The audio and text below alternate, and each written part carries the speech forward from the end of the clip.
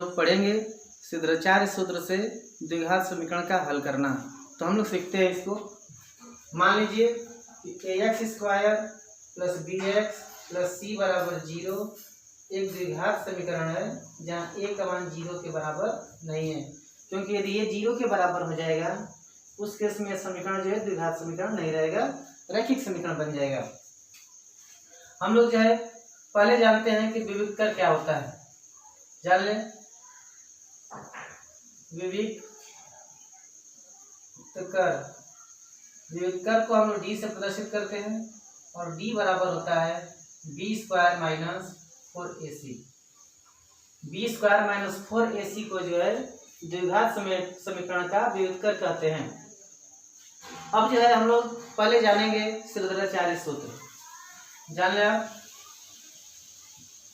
श्रीधराचार्य सूत्र।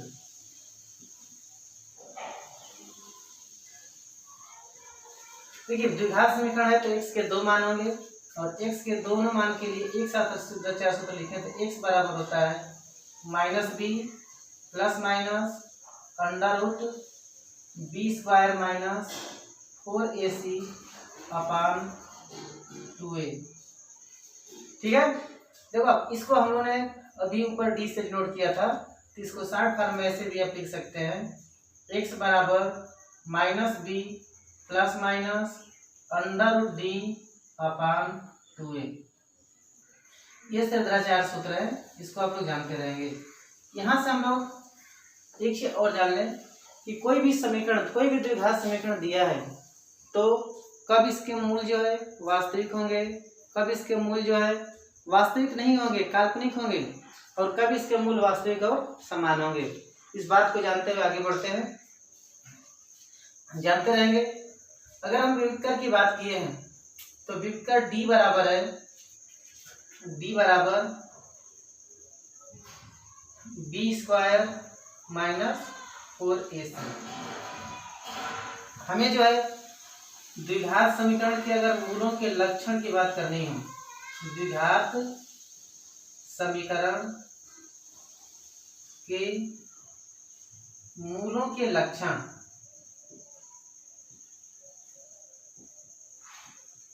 या प्रकृति भी पूछेगा, कैसे मूल होंगे, लक्षण या प्रकृति।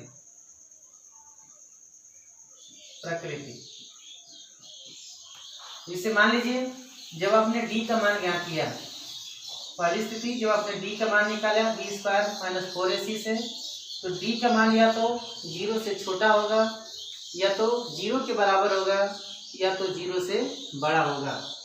हम लोग पहले बड़ा की बात कर लेते हैं कि डी जो है बड़ा है 0 से। जब डी 0 से बड़ा है उस केस में जो है मूल, दोनों ही मूल वास्तविक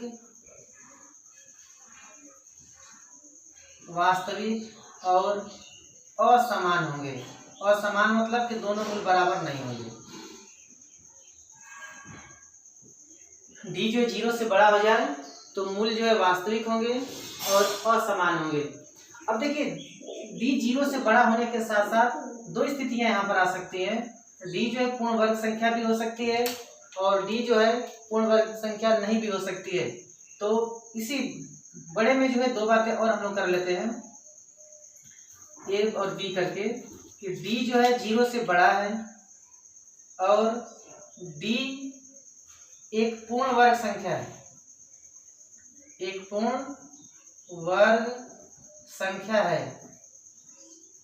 0 से बड़ा होने के साथ साथ पूर्ण वर्ग संख्या भी है। इस समय जो है मूल वास्तविक होंगे ही होंगे, वास्तविक होंगे, असमान भी होंगे,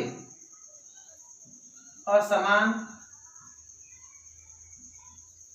और परिमेय हो जाएंगे, परिमेय होंगे। ध्यान रखिएगा, डी 0 से बड़ा हो और डी एक पूर्ण वर्ग संख्या हो जाए उसमें मूल वास्तविक होंगे, असमान होंगे और दोनों ही मूल जो है परिमेय होंगे।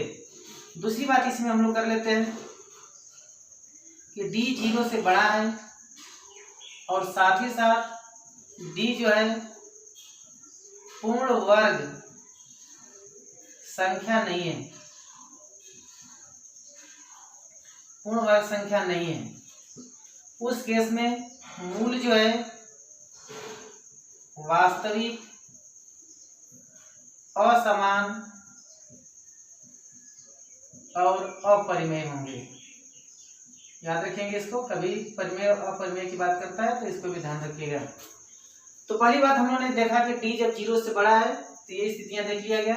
दूसरी हो सकती है, दूसरी स्थिति कि जब डी जो है 0 के बराबर आ जाए। जब डी 0 के बराबर होगा, इस केस में भी मूल वास्तविक होंगे और साथ ही साथ दोनों ही मूल समान होंगे, दोनों बराबर आएंगे। दोनों मूल जो है वास्तविक होने के साथ साथ समान होंगे। ठीक है। और तीसरी बात हम लोग कर लेते हैं कि जब डी जो है 0 से छोटा आ जाए, मतलब कि माइनस में आ जाए।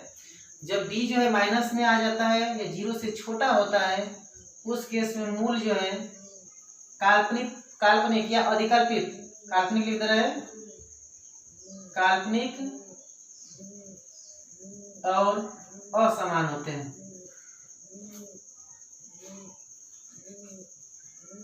ध्यान रखिएगा, हम लोग जो है द्विघात समीकरण को केवल तभी हल करते हैं जब उसके मूल जो है वास्तविक हों। जब मूल काल्पनिक हो जाएंगे, उस केस में जो है द्विघात समीकरण को जो है हम इस स्तर पर या क्लास 10th में जो है नहीं हल करते हैं, उसको आगे चल करके 11 में या 11th में पढ़ते हैं। तो जानते रहेंगे डी 0 से बड़ा हो तो मूल वास्तविक और असमान होंगे। 0 से बड़ा होने के साथ साथ डी पूर्ण वर्ग संख्या भी हो तो मूल जो है वास्तविक होंगे, असमान होंगे और परिमेय भी होंगे।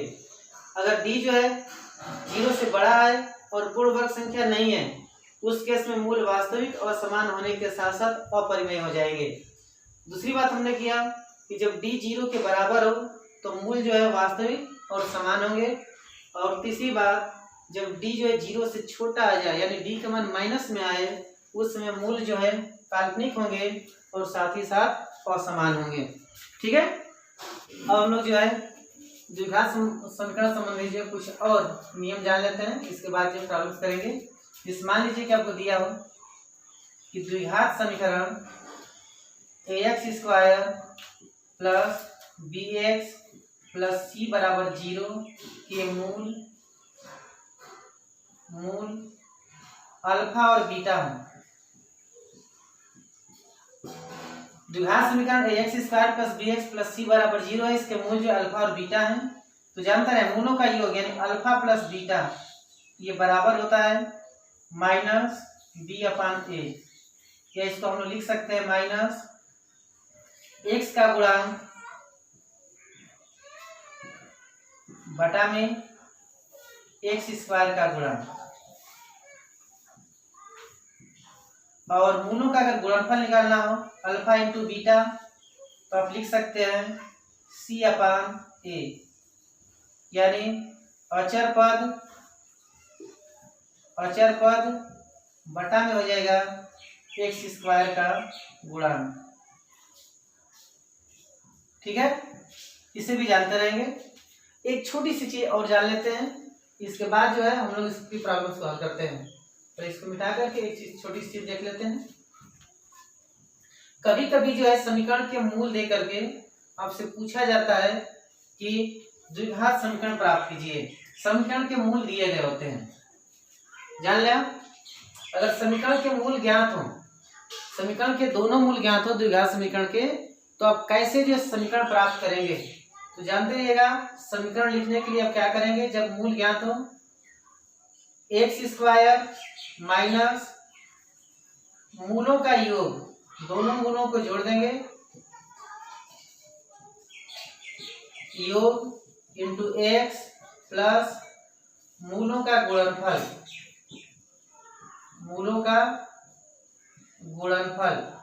बराबर 0। ध्यान रखेंगे जब समीकरण के दोनों मूल ज्ञात हो तो समीकरण ज्ञात करने के लिए क्या करेंगे, दोनों मूलों को जोड़ लेंगे और फिर दोनों मूलों का गुणा कर लेंगे और ले आकर यहाँ पर रख देंगे आप, तो बड़ी आसानी से जो है द्विघात समीकरण प्राप्त हो जाएगा। अगर इन केस ये मान लीजिए कि आपको याद नहीं है तो भी समीकरण ज्ञात कर सकते हैं। मान लीजिए कि मूल जो है अल्फा और बीटा है, द्विघात समीकरण के मूल जो है अल्फा और बीटा है। इस केस में अगर आपको समीकरण लिखना है तब इस प्रकार भी समीकरण प्राप्त कर सकते हैं। x में से अल्फा को घटाइए और फिर x में से बीटा को घटाइए और दोनों का गुणा करके जो है 0 के बराबर करके भी आप द्विघात समीकरण को बड़े आसानी से प्राप्त कर सकते हैं। ठीक है, तो इतनी चीजें जानने के बाद अब हम लोग जो है कुछ इसमें सवाल करते हैं। जैसे मान लीजिए कि हम लोग जब व्युत्क्रम से शुरू करते हैं, छोटे छोटे सवालों से लेकर आगे चलते हैं। दो छोटे छोटे सवाल लिख रहा हूं पहले सवाल के रूप में। कह दिया जाए कि निम्नलिखित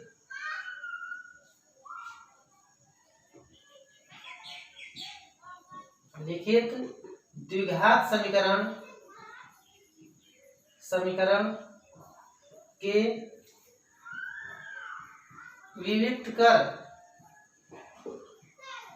ज्ञात कीजिए।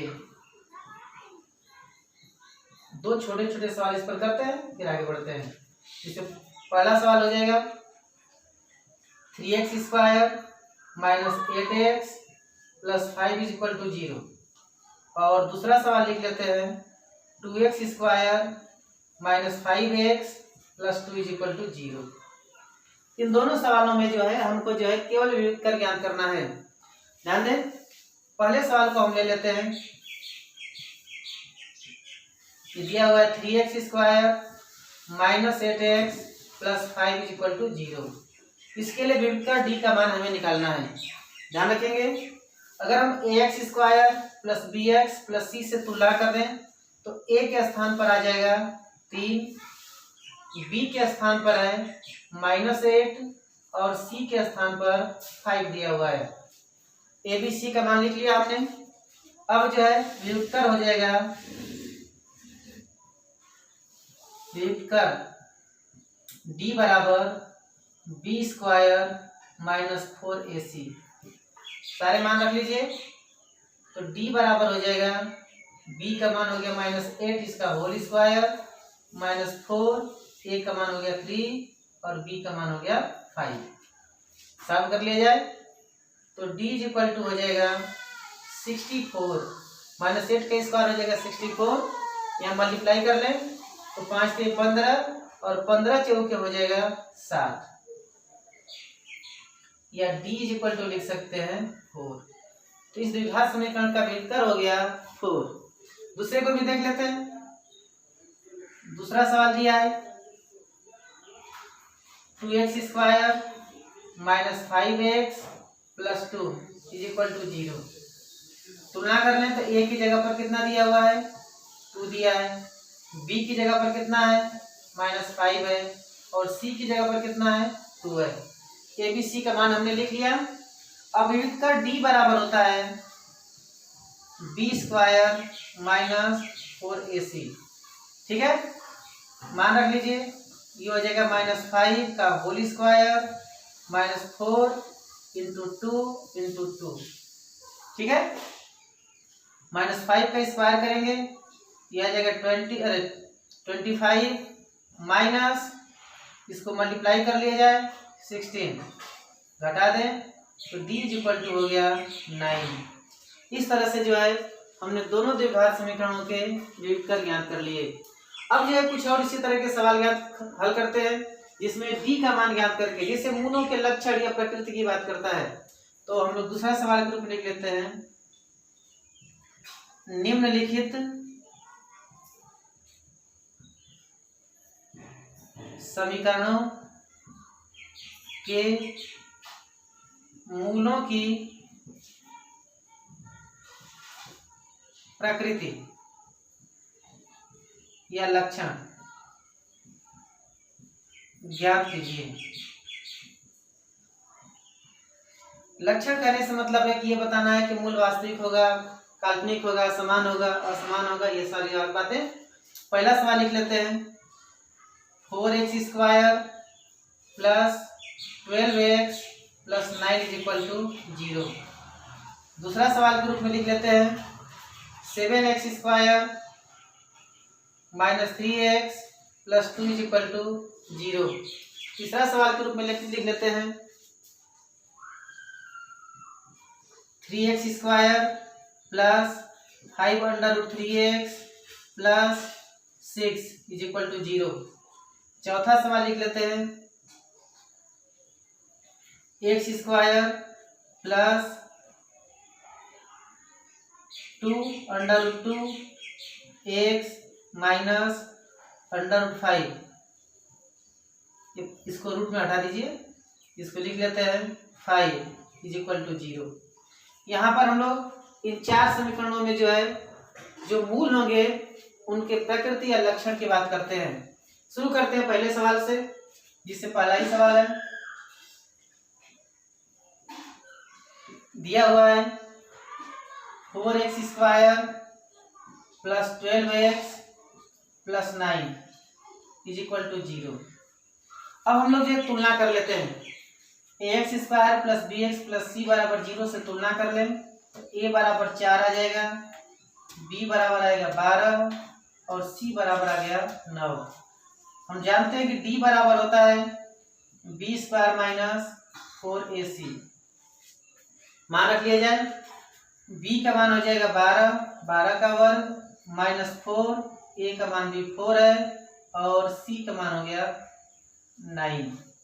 ठीक है, तो यहाँ से 12 का वर्ग हो जाएगा 144 माइनस 4 चौके 16, 16 9 144। इस तरह से d बराबर आ गया 0। और हम जानते हैं कि जब d बराबर 0 आ जाए तो कह सकते हैं कि समीकरण के दोनों मूल वास्तविक और समान है। दोनों मूल जो है वास्तविक और समान है। ठीक है, हम लोगों ने भी लिखा था कि जब d बराबर 0 हो तो समीकरण के दोनों मूल वास्तविक होते हैं और साथ ही साथ दोनों जो है बराबर होते हैं। अब दूसरा देख लेते हैं इसी तरह से। इसे दूसरा सवाल इसमें दिया हुआ है 7x² minus 3x plus 2 is equal to 0। अब जो है इसमें समीकरण के मूलों की जो प्रकृति बताना है, लक्षण बताना है। ax² plus bx plus c बराबर 0 से तुलना कर लीजिए। तो a की जगह पर दिया हुआ है 7, b की जगह पर जो है -3 है और c की जगह पर जो है 2 है। पहले d का मान निकाला जाए तो d बराबर होता है b² minus 4ac। Value put कर लिया जाए यहाँ से, -3 का whole square minus 4 into a की वैल्यू हो गई 7 इंटू 2। साफ कर दें, 3 का स्क्वायर करेंगे तो कितना आ जाएगा 9 आ जाएगा। यहाँ पर गुणा कर लें तो 4 7 28 और 28 दूना हो जाएगा 56 माइनस 56। 9 में से 56 को माइनस कर दिया जाए तो ये आ जाएगा -47। अब देख रहे हैं कि d का मान जो है माइनस में आ गया। माइनस में आने का मतलब ये कह सकते हैं d जो है छोटा है किससे, 0 से। और हम लोगों ने पढ़ा था कि जब d का मान 0 से छोटा आ जाए तो समीकरण के जो मूल होते हैं वह काल्पनिक और असमान होते हैं। तो कह सकते हैं कि समीकरण के मूल काल्पनिक और असमान होंगे। ठीक है, पहले में d 0 आया, मूल वास्तविक और समान हो गए। दूसरे में d का मान जो माइनस में आया, माइनस की संख्याएं हमेशा 0 से छोटी होती है, इसलिए जो समीकरण के मूल होंगे वे मूल जो है काल्पनिक और असमान होंगे। अब हम लोग तीसरा सवाल देख लेते हैं। ये 2 सवाल हो गए, इसको मिटा दे रहे हैं। तीसरा सवाल देखा जाए तो देखिए तीसरा में दिया हुआ है, तीसरा सवाल है 3x² plus 5√3x plus 6 is equal to 0। फिर हम लोग जो तुलना कर लेते हैं ax² plus bx plus c से। तो a की जगह पर लिखा हुआ है 3, b की जगह पर जो है 5√3 और c की जगह पर जो है 6 है। d का मान निकाल लें तो d बराबर होता है b² माइनस 4ac। b का मान यहाँ से रखिए 5√3 का whole square minus 4 into 3 into 6। ठीक है, देखिए वर्ग करेंगे तो 5 का वर्ग हो जाएगा 25 और √3 का वर्ग करेंगे तो आ जाएगा 3 और 25 में जो है जब 3 का गुणा करेंगे तो ये हो जाएगा 25 या 75। अब यहाँ भी गुणा कर लें, ये आ जाएगा 4 के 12 और 12 जो है 12 में 6 का गुणा कर दें तो 12 छक 72, घटा लिया जाए आ जाएगा 3, धनात्मक आ गया।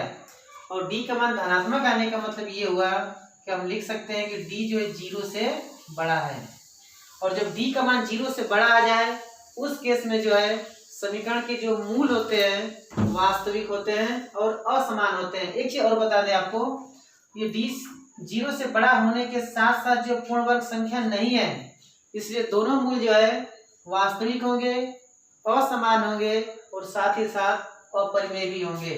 तो कह सकते हैं कि समीकरण के मूल वास्तविक, असमान और अपरिमेय होंगे।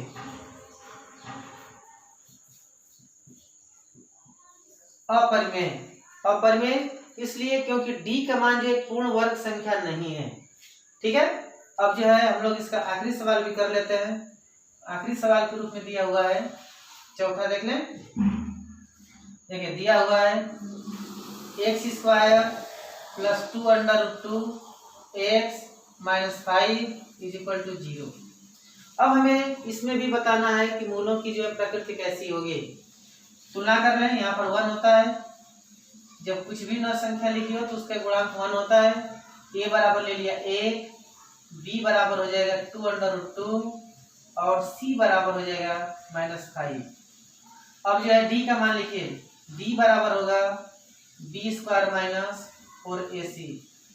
b का मान रखते हैं 2√2 का होल स्क्वायर माइनस 4, a का मान 1 हो गया और c का मान हो जाएगा -5।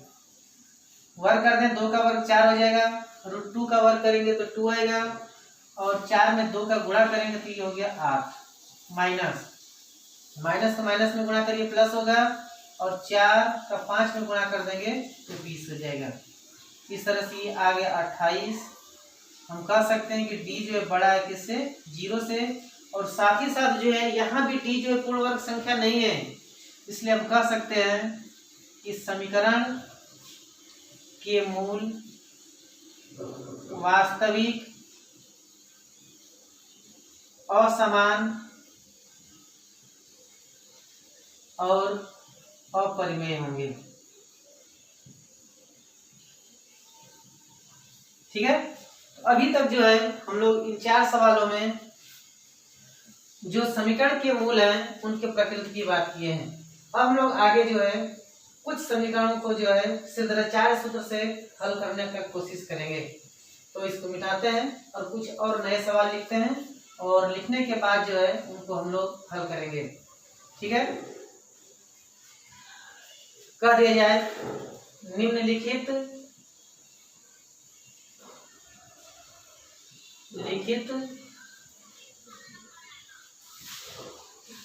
समीकरणों को हल कीजिए।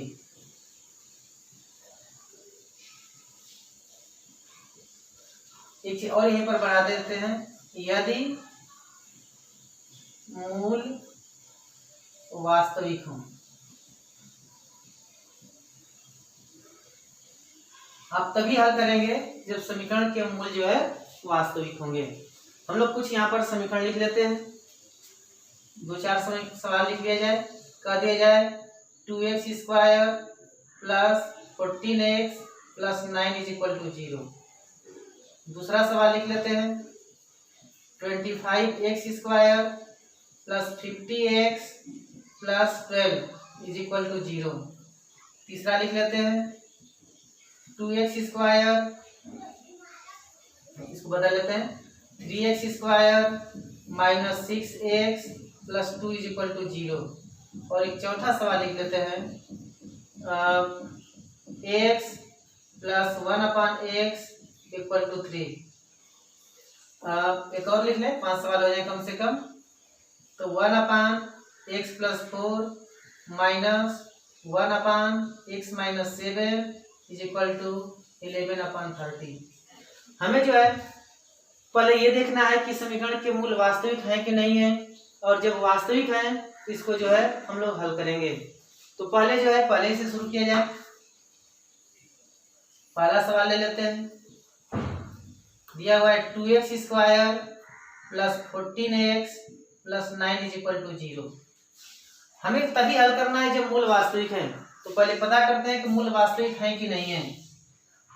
ax² + bx + c से तुलना कर दें तो a की जगह पर दिया हुआ है 2, b की जगह पर है 14 और c की जगह पर है 9। d का मान निकाल लें तो d बराबर होता है b² - 4ac। b का मान 14, 14 का वर्ग -4 इंटू a का मान 2 और b का मान है 9। 14 का वर्ग करिए 196 माइनस 4 दूना 8, 8 9 72। तो घटा लें यहाँ से तो d बराबर आ जाएगा 6 में से 2 जाएगा 4, 7 में से 9 में से 7 जाएगा तो 2 और 1 124। d का मान आ गया 124। ध्यान दें d जो है धनात्मक आ रहा है, 0 से बड़ा आ रहा है, इसलिए समीकरण के मूल जो है मूल वास्तविक और असमान होंगे। ठीक है, समीकरण के मूल जो है वास्तविक और असमान होंगे। अब जो है हम लोग समीकरण का मूल ज्ञात करेंगे, वो भी किससे? श्रीधराचार्य सूत्र से, क्योंकि हमने शुरू में ही बात किया था कि श्रीधराचार्य सूत्र से ही पूरे सवालों को हल किया जाएगा। तो हम लोग श्रीधराचार्य सूत्र में पढ़े हैं कि x बराबर होता है -b ± √d/2a। क्योंकि d का मान हम ज्ञात कर चुके हैं और जब d का मान हमें पता है तो डायरेक्ट जो है d का मान ही रखते हैं, वहां पर b² - 4ac लिखने की जरूरत नहीं है। तो x बराबर हो जाएगा -b, b का मान यहाँ से रख लें 14 ± √d का मान यहाँ किए हैं 124/2a, मतलब 2 × 2। ठीक है, इसको थोड़ा सा सॉल्व कर लिया जाए। ये हो जाएगा -14 ± इसको लिख सकते हैं 4 × 31/4। 4 का वर्गमूल ले लिया जाए तो -14 ± 2/31/4।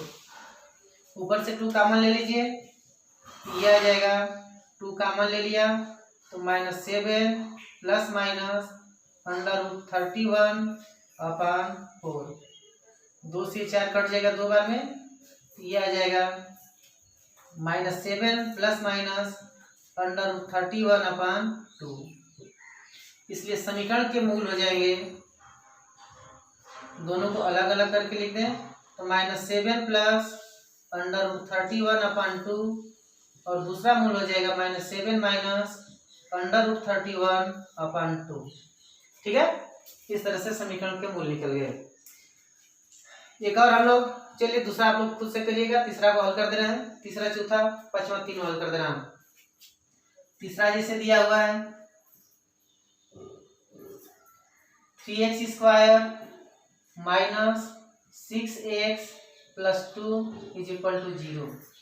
इसको हमको पहले बताना है कि समीकरण के मूलों की प्रकृति कैसी है। इसके लिए पहले तुलना करके ABC का मान निकालिए तो a बराबर हो जाएगा 3, b बराबर हो जाएगा -6 और c बराबर हो जाएगा 2। d का मान निकाल लें तो d बराबर होता है b² - 4ac। मान रखिए -6 का होल स्क्वायर -4 × a का मान हो गया 3 और b का मान हो गया 2। ठीक है, -6 का वर्ग करेंगे तो आ जाएगा 36 माइनस 4 के 12 गुना 24, ये घटाएंगे तो आ जाएगा 12। डी जो है 0 से बड़ा आ गया, इसलिए समीकरण के मूल वास्तविक और असमान होंगे। यहाँ भी मूल जो है वास्तविक है। जब मूल वास्तविक है तो इसको भी हल कर लेते हैं। तो हम लोग जानते हैं श्रीधराचार्य सूत्र से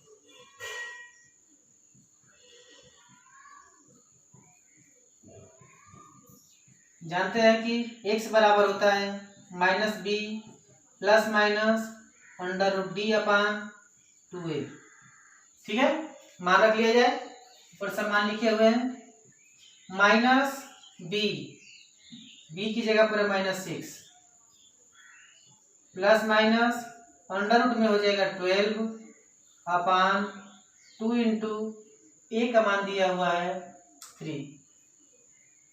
इसको सॉल्व कर लें, इधर मिटा दिया जाए।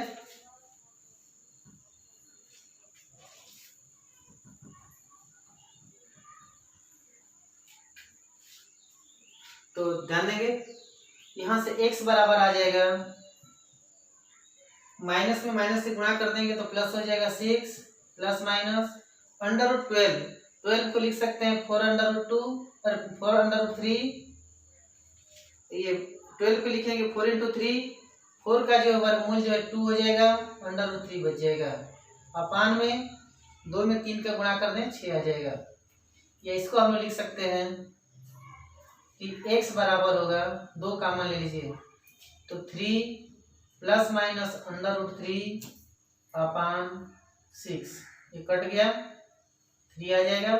इसलिए समीकरण के मूल हम लोग लिख सकते हैं 3 प्लस √3/3 और दूसरा मूल हो जाएगा 3 माइनस √3/3। ठीक है, इसी प्रकार चौथा को हम लोग देख लेते हैं और पांचवा सवाल भी देखते हैं। चौथा सवाल के रूप में दिया है x plus 1/x is equal to 3। इसको पहले सॉल्व करके जो द्विघात समीकरण के रूप में लिख लेते हैं। यहां से हो जाएगा x² plus 1/x is equal to 3। तीन गुणा कर दें, ये हो जाएगा x² plus 1 equal to 3x, पक्षांतर कर लीजिए तो यह आ जाएगा x² minus 3x plus 1 is equal to 0। ये एक द्विघात समीकरण है। अब यहाँ जो है ax² plus bx plus c बराबर 0 से तुलना कर लेते हैं। तो a बराबर आ जाएगा 1, b बराबर आ जाएगा -3 और c बराबर भी आ गया 1। अब विभक्त d का मान निकालते हैं तो d बराबर होता है b² माइनस 4ac, b² यानी -3 का होल स्क्वायर माइनस 4, a का मान 1 और c का मान 1 आ गया। 3 का स्क्वायर करेंगे तो 9 माइनस 4 5 आ गया। यहाँ भी d जो है बड़ा है 0 से, इसलिए समीकरण के मूल जो है मूल वास्तविक और असमान होंगे। डी जो 0 से बड़ा है। अब जो है मूल ज्ञात कर लेते हैं श्रीधराचार्य सूत्र से। श्रीधराचार्य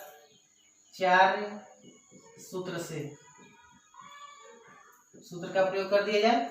x बराबर होता है -b प्लस माइनस √d/2a, या x बराबर हो जाएगा, मान रख लिया जाए, यहाँ से b की जगह पर -3 है, माइनस से मल्टीप्लाई कर देंगे प्लस हो जाएगा +3 प्लस माइनस √5/2a 2 इंटू 1, या x इज इक्वल टू हो जाएगा 3 प्लस माइनस √5/2। इसलिए हम लिख सकते हैं समीकरण के मूल दोनों को अलग कर दें तो ये हो जाएगा 3 प्लस अंडर रूट 5/2 और 3 माइनस अंडर रूट 5/2। तो इस तरह से हमने चौथे सवाल तक कर लिया। पांचवा सवाल भी कर लेते हैं, बाकी सबको मिटा दिया यहाँ से।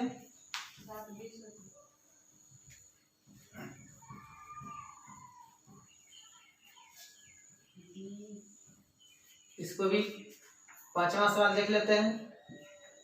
1/x+4 minus 1/x-7 is equal to 11/30। इसको भी देख लिया जाए। पहले इसको हल करके जो एक द्विघात समीकरण बनाते हैं, इसको सॉल्व करिए। तो x-7 minus x+4 upon x+4 into x-7 is equal to हो जाएगा 11/30। सॉल्व कर लेते हैं। x-7 माइनस x-4 अपान मल्टीप्लाई कर दें x² minus 7x plus 4x minus 28 is equal to होगा 11/30। यहाँ से देखें x से x कट गया और जब x से x कटा देंगे तो ये दोनों जुड़ जाएगा। ये होगा -11/x²। इसको देख लें घटेगा तो -3x minus 28 is equal to 11/30। 11 से 11 भी कट गया, इसको भी काट दिया जाए तो ये बचेगा -1/x² minus 3x minus 28 is equal to 1/30। अब तिर्यक गुणा कर लीजिए। तो तिर्यक गुणा करेंगे तो आएगा x² minus 3x minus 28 is equal to -30। ठीक है, -30 को इधर पक्षांतर कर लें तो ये होगा x² minus 3x minus 28 plus 30 is equal to 0। इसको लिखा जा सकता है x² minus 3x plus 2 is equal to 0। ये एक द्विघात समीकरण मिल गया। अब इसमें जो है ax² plus bx plus c बराबर 0 से तुलना कर लें तो a बराबर आ जाएगा 1, b बराबर आ जाएगा -3 और c बराबर आएगा 2। इसलिए d बराबर लिख सकते हैं b² माइनस 4ac। मान रख लिया जाए -3 का whole square minus 4 into 1 into 2 9 minus 8 किया जाएगा 1। यहाँ भी जो है d जो है 0 से बड़ा है, इसलिए समीकरण के मूल वास्तविक और असमान होंगे।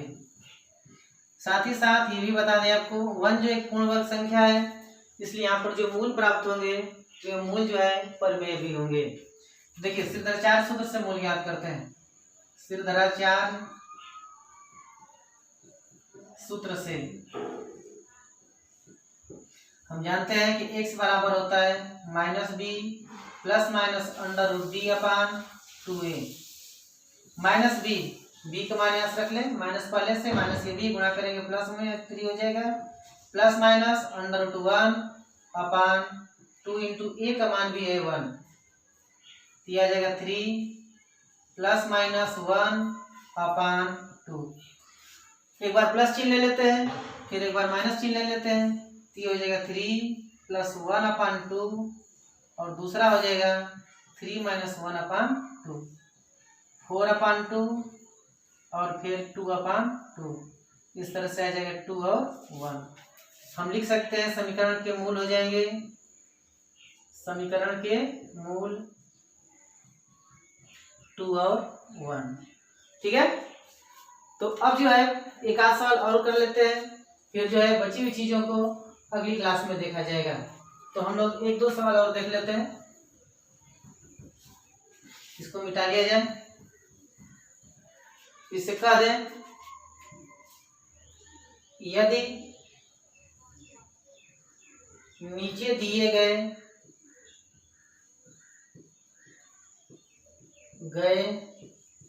द्विघात समीकरण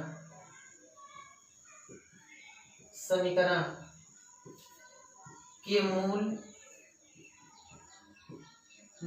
समान हो, वास्तविक और समान, साथ में वास्तविक भी लिख लेते हैं,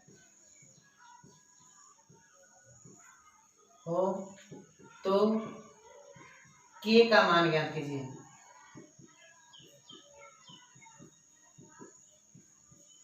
मैं कई सवाल लिख रहा हूं, उसमें से 2 सवाल मैं हल कर दूंगा। इससे पहला सवाल लिख दिया जाए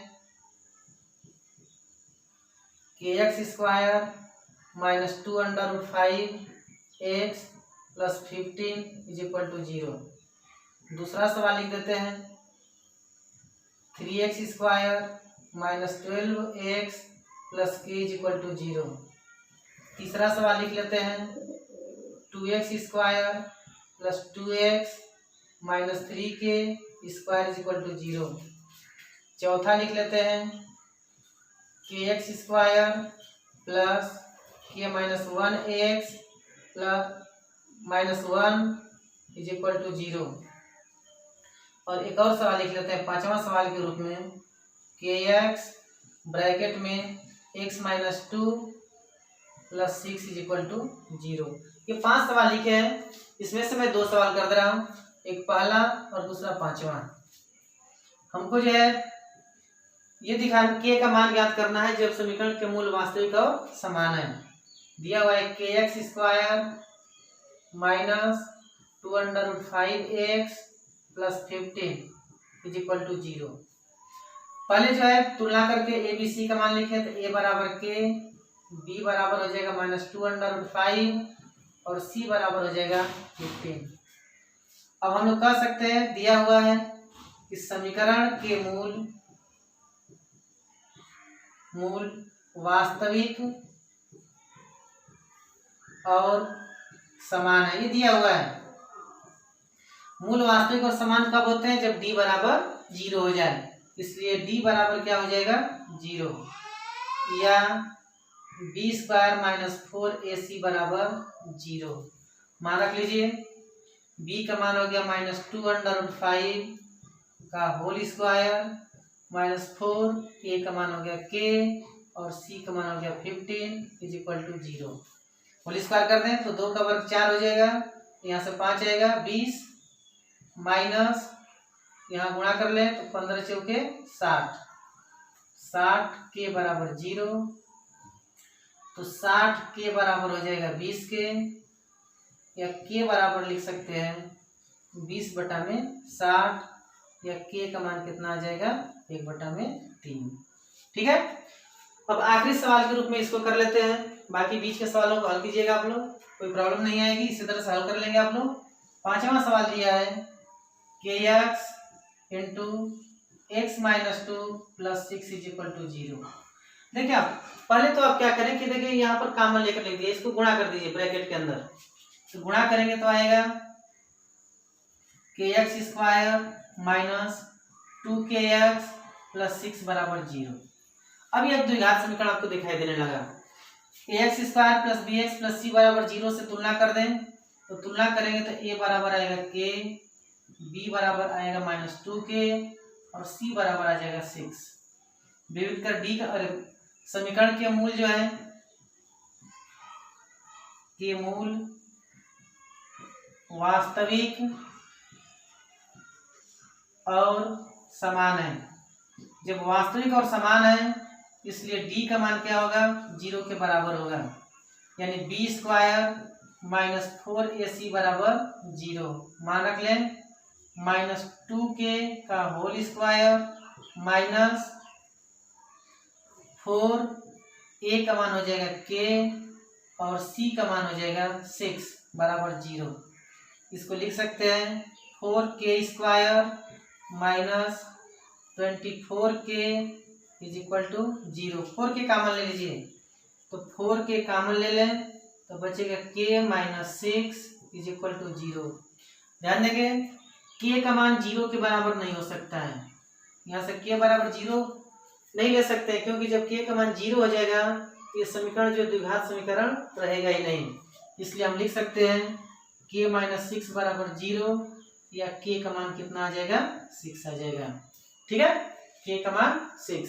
आज के लिए बस इतना ही, बाकी चीजों को जो है अगली क्लास में देखेंगे। धन्यवाद।